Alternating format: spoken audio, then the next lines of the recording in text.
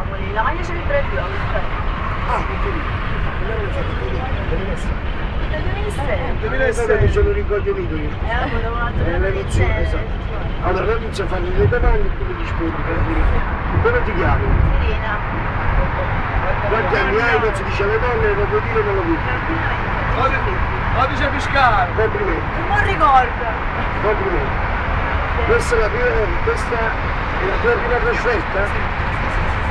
Allora ho beccato bene. A quanto pare? La prossima la paghiamo noi.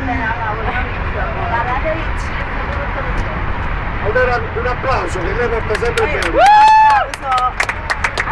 Oscar! Facciamo fare l'applauso!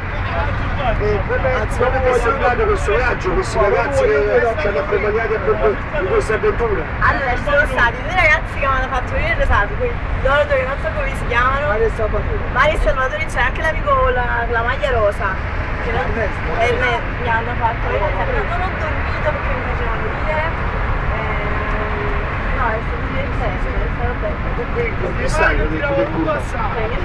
Che non mi sta cagando proprio, tra l'altro. Io si tirava un passaggio, c'è un numero uno. Non ho capito? Questo qua non fa Ah, c'era pure uno che faceva proprio... Che faceva questo niente. passaggio? Sporco, non Ah, lo so! Mamma mia, non d'oro, ma troppo. Cosa pensi? La prossima trasferta la devi fare con noi? Come no, se è possibile. Si rientra nelle possibilità, non economiche. Te la paghiamo noi perché porti fortuna. Però pure lei. Non c'è problema, non c'è. Che sempre che io non mi muovo. Non c'è problema. Poi, lei, è detto! Mauri, la domanda d'obbligo sullo scudetto. No, non si nomina. Allora lo scudetto non si può. Ma come facciamo? Quello che succede. Ci pigliamo quello che viene, sarà sempre bene. Ottimo. E poi un'ultima cosa, questa partita, tu questa emozione, in effetti tu stavi immagino nel settore ospite. Come secondo te è stata più bella quella domenica scorsa o oggi? Allora, da precisare che domenica scorsa non ero allo stadio, per colpe non mie. Ma del suo ragazzo? Sì, perché il mio fidanzato non poteva esserci, quindi non avevo nessuno che mi riaccompagnava a casa.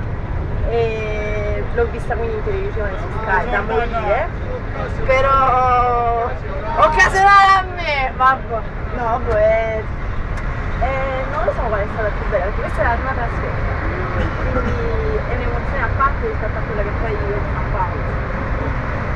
Ho capito, ok, complimenti per la tua prima trasferta, complimenti di tutto, grazie.